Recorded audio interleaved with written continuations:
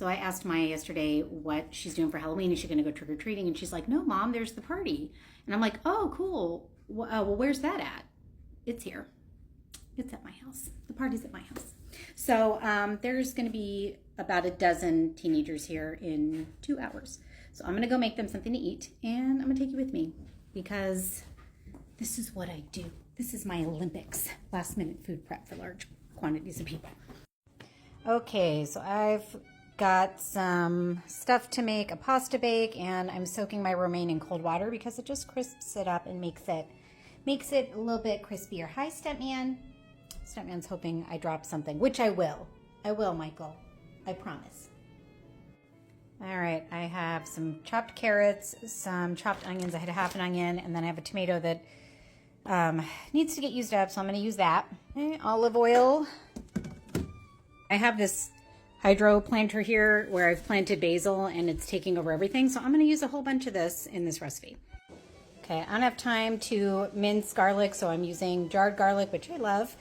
And I just say, measure this with your heart. I'm going to saute the carrots, onions, and garlic in olive oil until the onions are translucent and the garlic is aromatic. Lots of salt and pepper on this. Meanwhile, I've got my water on the stove salted, and I'm prepping that for the pasta. I'm going to use ziti for this recipe. I'm using 3 boxes of pasta for this, and I'm going to cook it al dente. Here's Tess getting carrots, as Tess does. I'm surrounded by dogs for this entire video. I'm using Rao's marinara for this, and I'm just sprucing it up to sort of make it my own. I don't have time to make my own sauce today.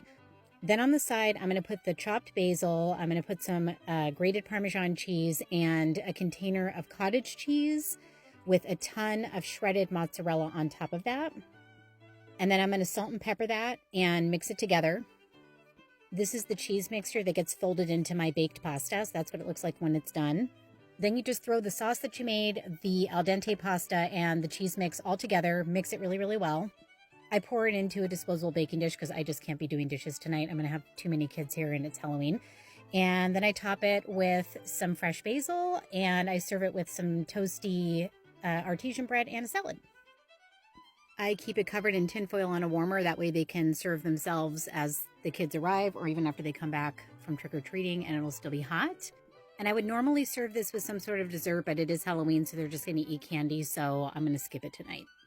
This is a great dish to serve to large crowds. It tastes even better the next day, and you can even freeze it before baking it and then pop it in the oven on a night where you just don't feel like cooking anything. And here's all the dogs in their little Halloween costumes. Stepman's a merman.